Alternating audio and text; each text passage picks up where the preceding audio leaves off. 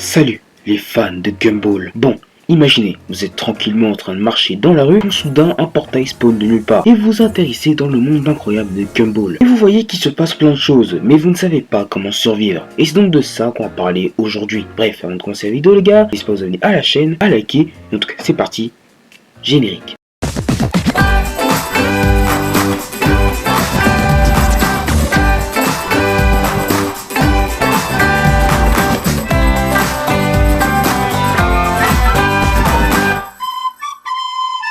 L'épisode, la pizza. Dans cet épisode, les Watterson ont passé une mauvaise journée et commandent une pizza qui est censée arriver dans 15 minutes. Sauf que Larry décide de démissionner. Et donc, comme c'est Larry qui fait tous les petits boulots de la ville, forcément c'est le chaos. Maintenant, la vraie question, comment survivre dans cet épisode? Donc pas vous popez à Elmore, vous apprenez, Larry a démissionné. Donc là, faut vite se dépêcher de ramasser les provisions. Parce que là, les gens, ils sont un peu idiots. Tant qu'il n'y a pas encore le chaos, c'est bon, on se dit, il n'y a pas de problème. Donc, dès que Larry a démissionné, vous ramassez tout. Et là, vous devez très vite trouver une maison vide. Donc faut attendre que les gens réalisent, passent, qu'ils quittent tout chez eux. Là, le but c'est d'entrer dans une maison. Généralement ils la ferment pas à clé, ils ont pas le temps. Les clés sont peut-être à l'intérieur et vous fermez, vous barricadez tout. Il faudrait très rapidement barricader sa maison. Ça va revenir très souvent de barricader sa maison avec les matériaux que l'on trouve partout. Genre des matelas, puis du fer, du bois, des matériaux de construction surtout. Et toujours avoir un second plan, voire un troisième plan. Par exemple, si quelqu'un arrive à s'infiltrer dans ta maison pour la piller ou tout détruire, eh bien vous devez avoir genre une cave comme celle des Watterson, elle-même barricadée. Ou alors installer des pièges et tout. Faudrait aussi s'allier avec d'autres personnes. Plus on est nombreux, plus on peut survivre longtemps. Ça dépend des provisions. Mais normalement, on devrait survivre assez longtemps. Si on a mis un peu de provisions dans le grenier, dans le garage ou dans la cuisine, en cas d'attaque, et bien si on en a plus, il faudra trouver une solution. Donc, la solution serait de sortir. Et là, notre seul choix, c'est de voler. Donc, il faudrait s'introduire chez les maisons des gens qui sont partis de chez eux pour voler leurs trucs si c'est pas déjà fait. De toute façon, voler c'est la seule solution. Mais on peut pas rester comme ça indéfiniment. Et en supposant que les Watterson ne vont pas voir Larry pour l'encourager à reprendre ce travail, il faudra le faire nous-mêmes. Donc il faudra esquiver toutes les racailles quartier, tout ça. Et comme il risque d'avoir plusieurs obstacles sur la route, mieux vaut prendre des provisions et des armes de défense. Bon, le but c'est de trouver Larry. Dans l'épisode, il est apitoyé devant son magasin à attendre un petit pourboire. Donc là, faudrait lui donner, l'encourager, tout ça. À partir du moment où il reprend les boulots, c'est bon, c'est fini, vous avez gagné. On peut reprendre le cours normal de la vie. Numéro 1, la révolte. Dans cet épisode, Darwin montre une vidéo à Gumball qui montre la triste vie des objets à Elmore. Sauf que Gumball ne comprend pas puisque le but d'un objet est littéralement d'être utilisé. Bon, après tout ça, ils sont au magasin et Darwin va faire comme s'il était un objet. Sauf que ça devient vraiment de plus en plus bizarre. Après ça, Darwin dit que les objets peuvent faire des trucs incroyables, comme par exemple un lit soit mannequin,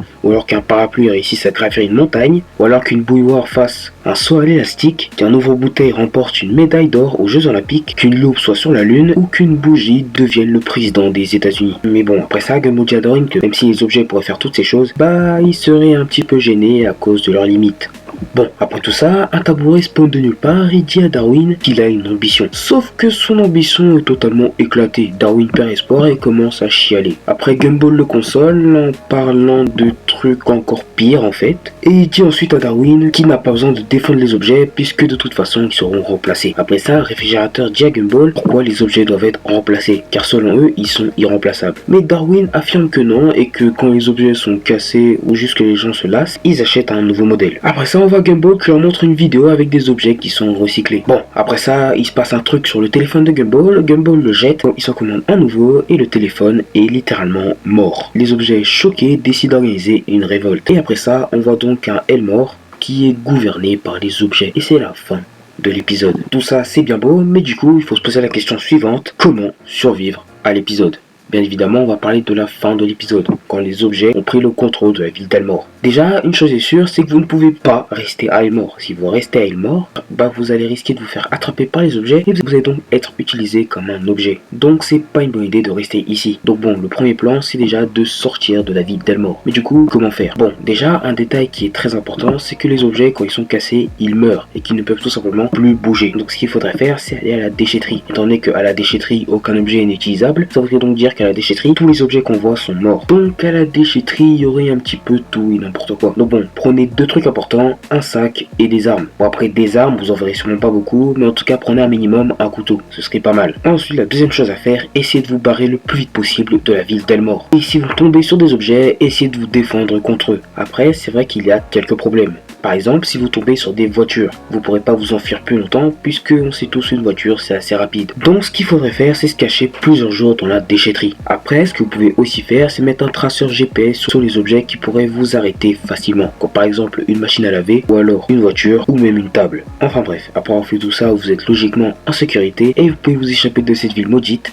et ne plus jamais revenir. L'épisode Les monstres. Dans cet épisode, Gumball et Darwin fêtent Halloween et Gumball propose à Darwin d'aller voir Carrie. Donc ils vont voir Carrie, sauf que elle veut pas fêter Halloween. Elle trouve plusieurs prétextes comme quoi elle est malade et tout. Donc ensuite, Carrie veut leur montrer pourquoi est-ce qu'elle aime pas Halloween. Elle leur montre que les méchants ont perdu tout leur intérêt. Genre ils font plus peur le soir d'Halloween. Par exemple, le mec du pire cauchemar, il fait plus peur aux adultes. Ils ont peur d'arriver en retard au boulot. Ou encore Monsieur Bonbon qui fait plus peur et que les enfants invoquent juste pour avoir des bonbons. Puis il y en a qui font du massage, il y en a qui fait du paysagisme et tout ça. Donc ces démonstrations de pourquoi les monstres ne font plus peur le soir d'Halloween, ça dure tout l'épisode. Donc Carrie est désespérée, tout ça, et Gumball demande s'il n'y a pas un moyen de leur redonner leur effrayantisme. Elle dit oui. Et donc là, on les voit en panique, se barricader chez eux, avec la ville en feu et en sang, c'est le chaos partout. Et il y a le clown qui les remercie à la fin. Merci les gars. Mais du coup, comment survivre à l'épisode? Déjà, il y a deux cas de figure. Soit vous restez à Elmore et vous essayez de survivre tous les 31 octobre, car oui, je le rappelle, mais ces monstres sont apparus seulement le 31 octobre, sauf le clown. Soit vous quittez la ville d'Elmore. Et on va plus s'intéresser à ce cas de figure. Bon, déjà, comme on peut le voir, il n'y a pas vraiment beaucoup de monstres. En tout cas, si tu compares aux habitants de la ville d'Elmore. Donc, ce qu'il faudrait faire, c'est essayer de ne pas attirer l'attention. Car si vous attirez l'attention, les monstres vont vous voir et vont se concentrer sur vous. Après, ce que vous pouvez essayer de faire, c'est aussi de faire en sorte que vous faites semblant d'être aussi un monstre. Alors comment? Ça, il y a pas mal de solutions. Déjà, vous pouvez prendre un simple couteau. Ce serait déjà assez menaçant et peut-être que les monstres pourront croire que vous faites partie des leurs. Après, la troisième option, ce serait de battre les monstres. Bon, ce que vous savez sûrement, c'est que les monstres qu'on voit dans l'épisode sont inspirés de monstres qui existent vraiment, comme par exemple Ghostface, Freddy Krueger, ou même les monstres qui suivent des personnes dans It Follows.